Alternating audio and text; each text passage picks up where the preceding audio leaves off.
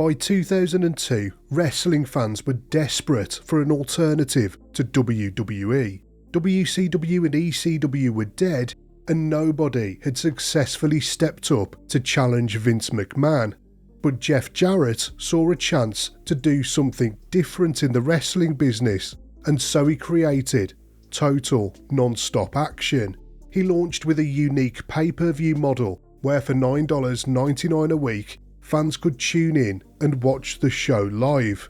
It was an interesting strategy, but it just didn't work.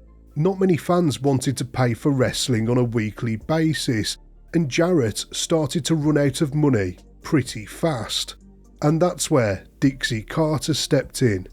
At the time, Dixie wasn't a wrestling promoter. She ran a sports and music management firm in Nashville, and she was doing the marketing for TNA in early 2002. She liked Jarrett and she saw potential in his company, so she convinced her dad Bob to invest. Bob Carter was the billionaire owner of Panda Energy, and his company purchased a controlling stake in TNA, immediately taking control of the business. Dixie was installed as TNA's new president, and just like that, the company was saved from going under. To begin with, Dixie was only involved in the corporate side of the business, and she left Jeff to continue running the creative side of things. In 2004, TNA got a slot on Fox Sports Net, which is when Impact was created. But TNA were actually paying them for the airtime, which meant that they were spending money rather than making it. Dixie knew that if TNA was ever going to become a real competitor, it had to be on national television. And in 2005, she got the opportunity. WWE had just left Spike TV, moving back to the USA Network, and the channel wanted to keep wrestling on their schedule. Dixie personally handled negotiations with Spike and secured one of the most important deals in TNA history. She got Impact a place on the network. This was the company's first real shot at competing with WWE. Impact being on Spike made TNA feel like it was a real alternative, and it started to attract some big names. Christian Cage signed with them shortly after leaving WWE, and Sting made the decision to sign a full-time contract with them too. And a year later, TNA pulled off one of its biggest signings ever, Kurt Angle. This was Dixie Carter's peak as president of the company. By 2009, it was in great shape. It had been profitable for a few years, its international presence was growing, and it had a strong lineup of homegrown talent and big names on the roster. TNA had a really strong identity, as it emanated from the Impact Zone in Florida every week, and the six-sided ring made it feel unique.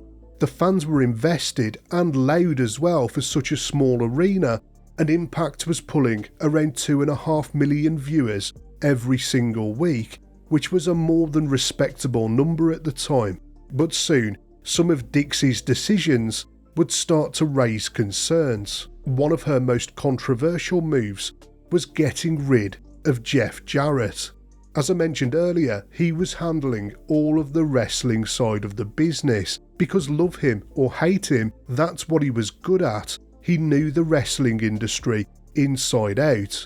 But Jarrett had entered a relationship with Karen Angle, Kurt Angle's ex-wife. Reports from the time suggest that this caused massive tension backstage, and Kurt wasn't happy.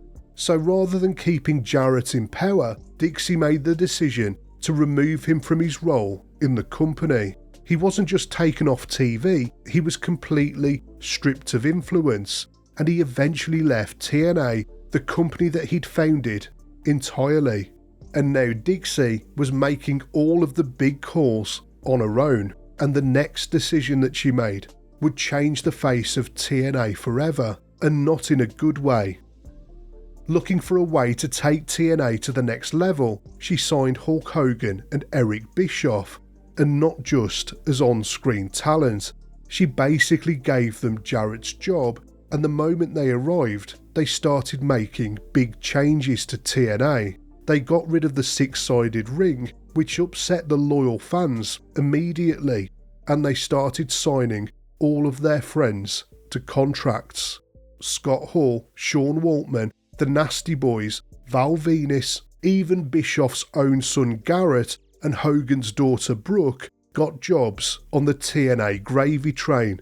Washed up veterans, nepo babies, and even Hogan's best friend Bubba the Love Sponge pushed aside the talent who had helped build TNA in the first place. It was kind of like WCW all over again. The show was filled with older guys taking up space on TV while the younger talent faded into the background. Instead of being an alternative to WWE, TNA now looked like a retirement home for ex-WWE guys. And then Bischoff convinced Dixie to make her biggest mistake yet. TNA moved to Monday nights, directly competing with WWE Raw. It seemed like Bischoff wanted to recreate the Monday Night Wars that he'd lost back in the 90s, and it was a disaster. Impact got crushed in the ratings every week, but that's not all. They decided to take TNA out of the Impact Zone and onto the road, but they found it difficult to sell the tickets out, and these decisions cost the company an insane amount of money. Reports suggest that TNA lost around $13 million in a matter of just a few months, and then, in a confusing move, they changed the name of the promotion from TNA to Impact Wrestling, and the quality of the show itself also started to take a nosedive.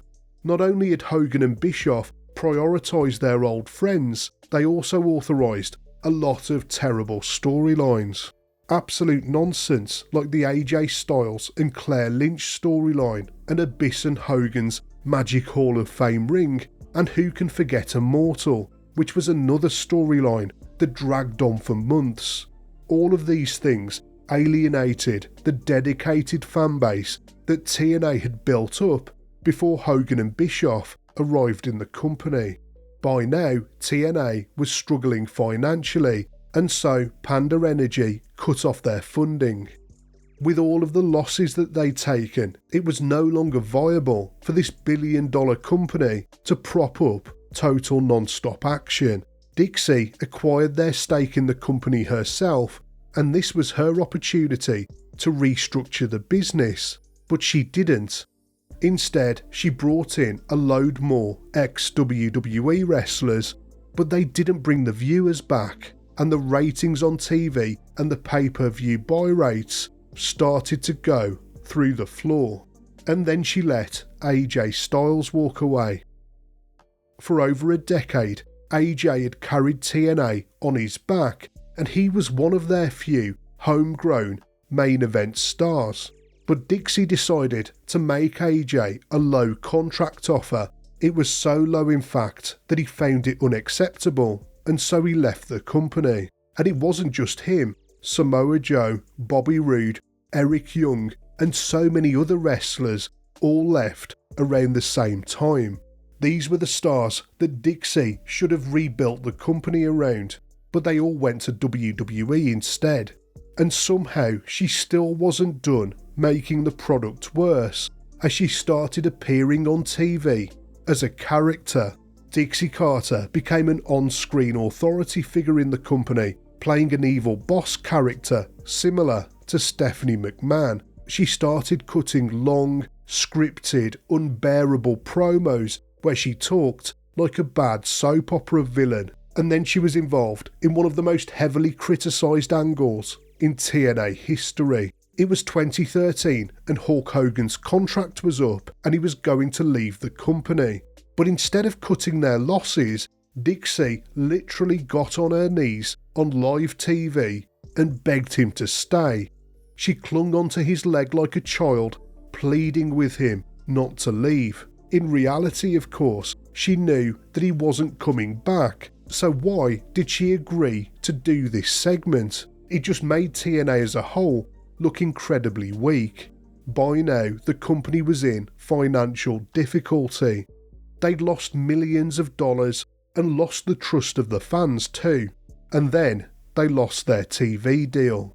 Allegedly, Spike TV had one rule: do not bring back Vince Russo. Whatever the reason, they reportedly didn't want him being employed by TNA, but Dixie decided to hire him anyway. For months, she kept Russo's involvement in the company a secret, thinking that Spike would never find out.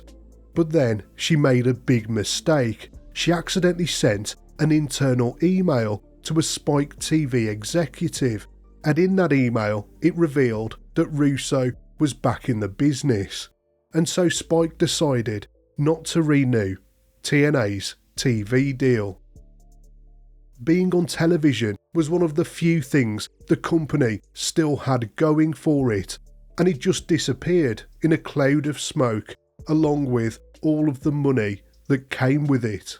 So Dixie had to start taking out loans from people. She got funding from Anthem Sports, which was the company that owned Fight Network. She also borrowed money from the Harris brothers and took a major loan from Billy Corgan. Corgan was the lead singer of the Smashing Pumpkins and a lifelong wrestling fan, and he genuinely believed he could turn TNA around. Corgan took on a leadership role in the company, but Dixie didn't want to let go. She assured Corgan that TNA's financial issues would be sorted out and that he would eventually take control of the company. Reportedly, she kept on accepting his investment while refusing to let him take the reins as agreed. Corgan sued, arguing that TNA was out of money and that Dixie's mismanagement had contributed to its financial problems. But in the end, a Nashville judge ruled against him and his attempt to take control was blocked. Instead, Anthem stepped in, bought Corgan's loans, which left them in control of TNA, and that was the end of Dixie Carter. She wasn't trying to kill her own company, she was just way in over her head in the wrestling business.